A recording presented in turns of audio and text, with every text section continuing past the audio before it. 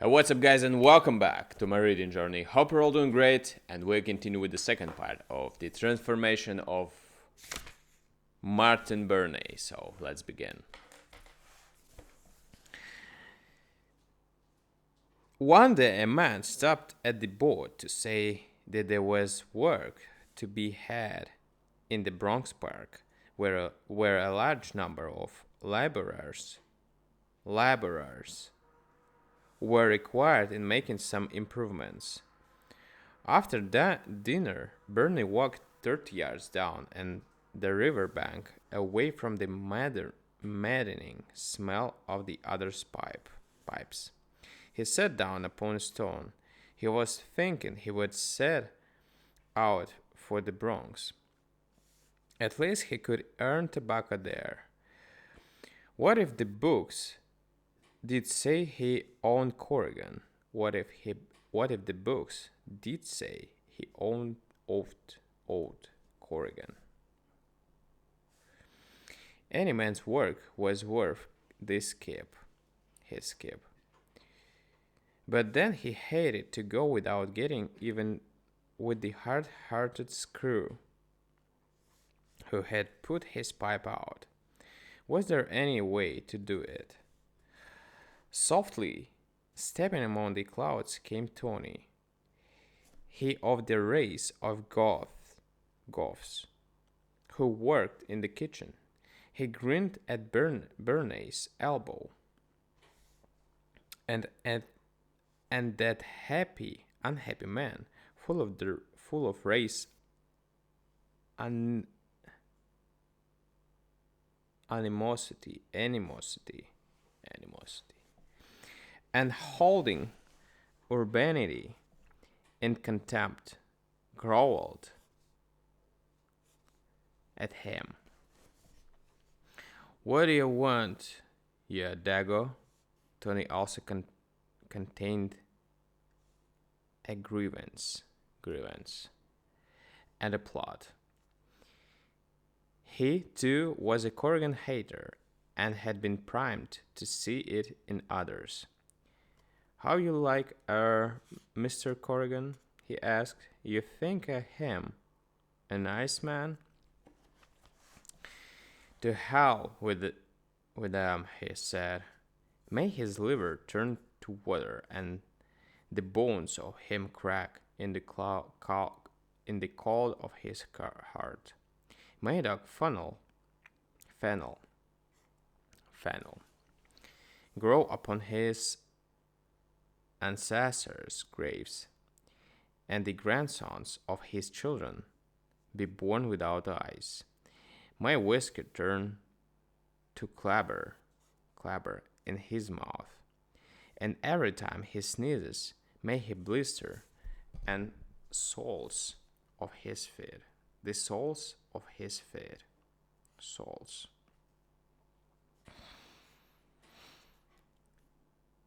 "And the smoke of his pipe may it make his eyes water, and the drops fall on the grass that his cows eat and poison the butter that he spreads on his bread."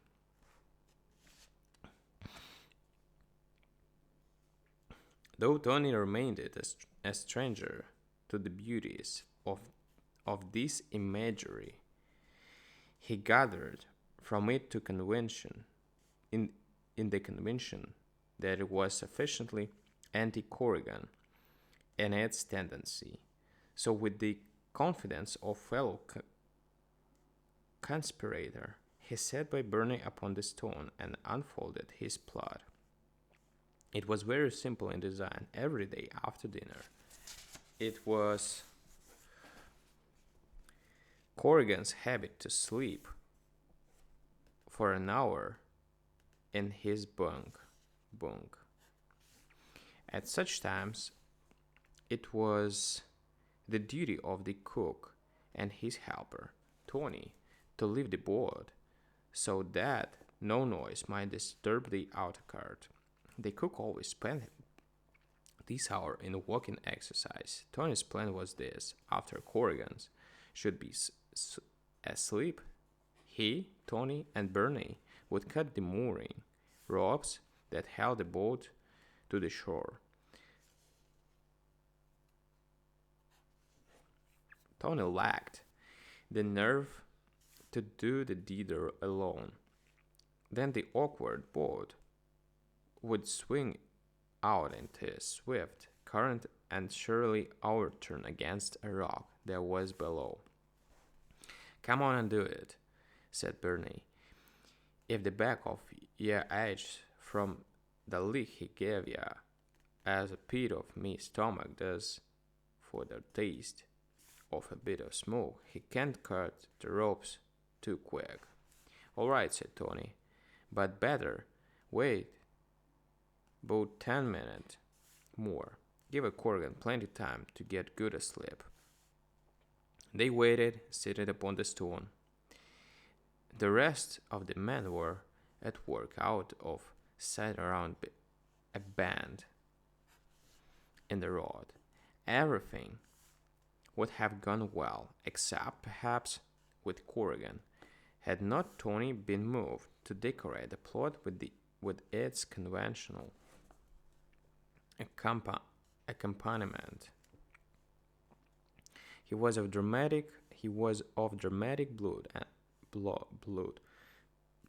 and perhaps he intuitively divided the appendage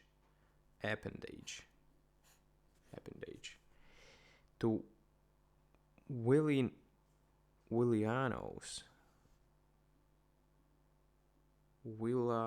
Villanios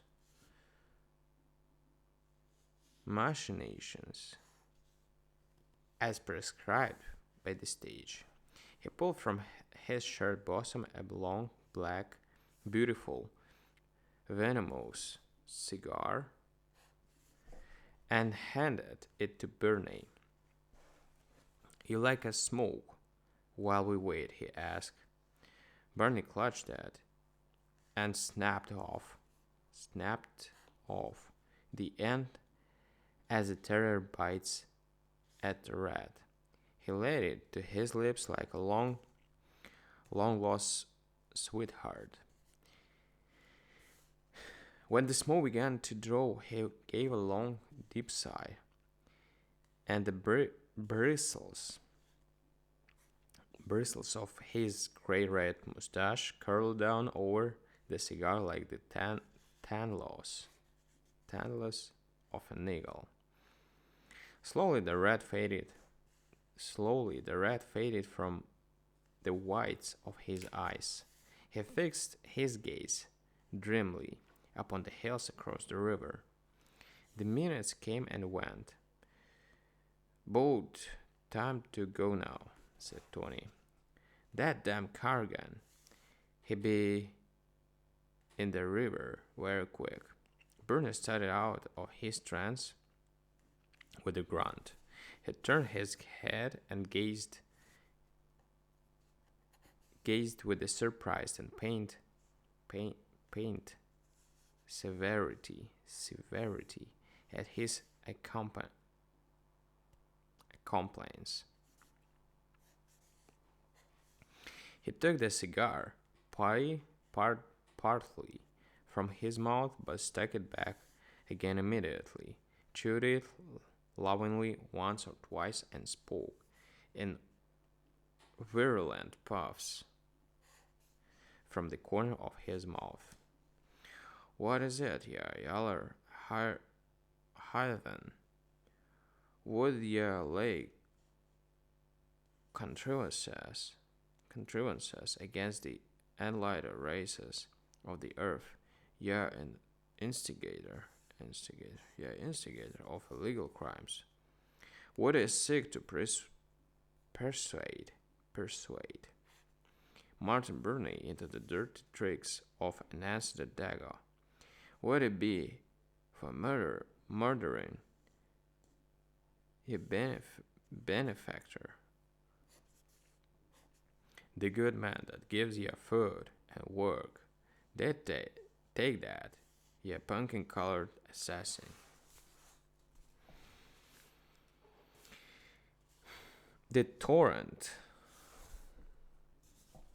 the torrent of Burney's indignation carried with it bodily assault.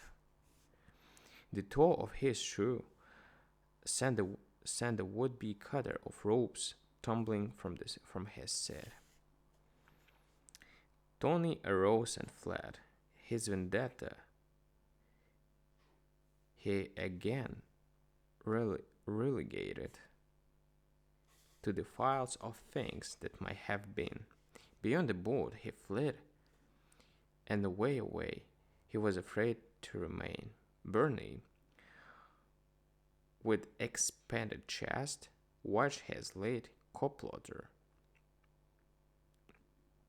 disappear. Then he, too, departed, setting his face in the direction of the Bronx. In his wake was a rank and pernicious trail of noisome smoke that brought peace to his heart and drove the birds from the roadside into the deepest thickets. Right, guys, the story is over, and we're gonna continue with the next one tomorrow. Thank you for joining. Bye.